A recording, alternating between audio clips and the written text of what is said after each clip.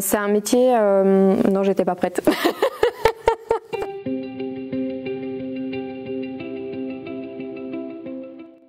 Donc hello tout le monde, je m'appelle Claire, je suis recruteuse, Talent Acquisition Manager pour le secteur pharmaceutique chez Nalis et je vais vous présenter mon quotidien dans une société de consultance dans le recrutement.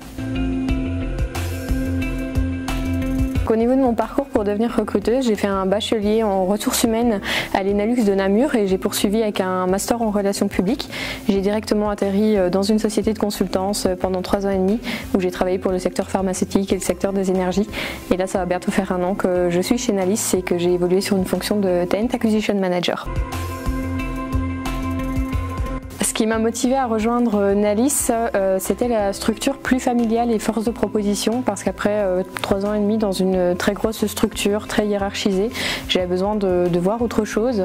En plus, il y avait aussi l'évolution au niveau des responsabilités étant donné que je suis passée de Talent Acquisition à Talent Acquisition Manager et en plus de ça également l'opportunité d'aller travailler à l'étranger parce que notre siège de recrutement est basé à Barcelone.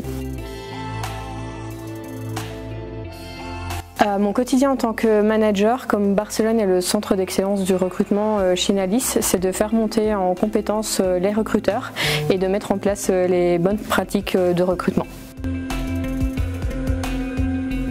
Donc en plus de ma casquette managériale, j'ai aussi une casquette recrutement, donc plus sur de l'opérationnel, où mon quotidien c'est d'établir le contact avec des talents qui sont dans nos métiers récurrents et qui sont des experts sur ces métiers. C'est d'établir le contact, de voir un peu quelles sont leurs situations, leurs attentes et de faire le parallèle avec ce qu'on peut leur offrir chez Nalis pour ensuite travailler en approche directe avec eux sur des embauches profils, mais également sur des embauches projets.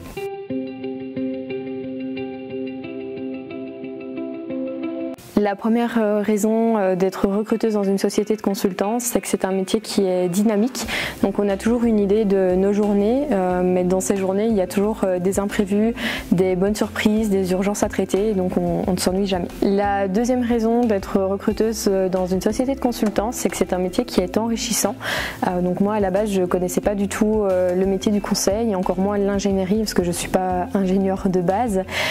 Et même après 4 ans, je continue à apprendre, je continue à me cultiver sur la culture des métiers, donc comment fonctionne une usine de production d'un vaccin ou d'un médicament, quels sont les différents métiers qui interviennent sur cette production, etc. Donc c'est un métier avec un sens et un impact commercial, parce que même si nous n'avons pas le titre de commerciaux, nous en sommes en quelque sorte, parce qu'il faut savoir vendre la société de façon honnête aux candidats et pouvoir vendre à l'inverse les compétences de nos candidats à nos managers pour essayer de faire un parallèle le plus juste et le plus pertinent. C'est aussi un métier où on va travailler en collaboration donc avec les autres recruteurs. On a chacun nos spécialités, on va mieux comprendre certains métiers que d'autres, donc il faut pouvoir échanger et se transférer les bonnes pratiques de recrutement. C'est un métier où l'on développe beaucoup son réseau, donc je me rends compte que même après 4 ans, le monde du pharmaceutique et encore plus le monde du conseil, ce sont des petits mondes, même si ça paraît très grand, et c'est toujours très important de se créer un bon réseau autant d'ingénieurs que de recruteurs, que de business managers.